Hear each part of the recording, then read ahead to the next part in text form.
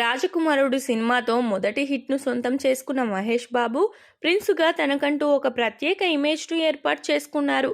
ఇక ఆ తర్వాత వరుస సినిమాలతో మంచి విజయాలను అందుకోవడమే కాకుండా ఇండస్ట్రీలో సూపర్ స్టార్గా వాళ్ళ నాన్నకి ఎలాంటి స్టార్డమ్ అయితే ఉండేదో అంతటి క్రేజ్ను సొంతం చేసుకొని ఇండస్ట్రీలో నెంబర్ 1 హీరో రేస్లో కొనసాగుతున్నారు.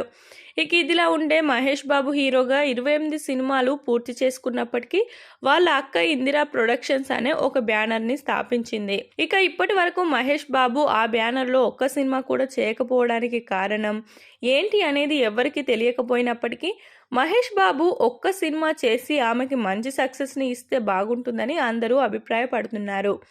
ఇక ఈ బ్యానర్ కూడా వీళ్ళ అమ్మ అయిన ఇందిరా గారి పేరు పెట్టడం వల్ల ఆమె పరువు ప్రతిష్టలు పోకుండా ఉండాలంటే మహేష్ బాబు ఒక్కసారైనా వాళ్ళ బ్యానర్లో ఆమెకి సక్సెస్ ఇచ్చి మార్కెట్లోకి వదిలితే ఆమె సక్సెస్ఫుల్గా ఇండస్ట్రీలో కొనసాగుతారంటూ చాలా మంది వాళ్ళ అభిప్రాయాలని తెలియజేస్తున్నారు. ఇక ఇదిలా ఉంటే ప్రస్తుతం మహేష్ బాబు మాత్రం రాజమౌళితో పాన్ వరల్డ్ సినిమా చేయడానికి సిద్ధమవుతున్నారు. ఇక ఇప్పుడు దానికి సంబంధించిన మేకవర్లో మహేష్ బాబు రెడీ అవుతున్నప్పటికీ రాజమౌళి ఈ సినిమాకి సంబంధించి ప్రీ ప్రొడక్షన్ వర్క్లో బిజీగా ఉన్నారు. అందువల్ల ఈ సినిమాకి మరికొద్ది రోజులు టైం పట్టే అవకాశాలు కూడా ఉన్నాయి.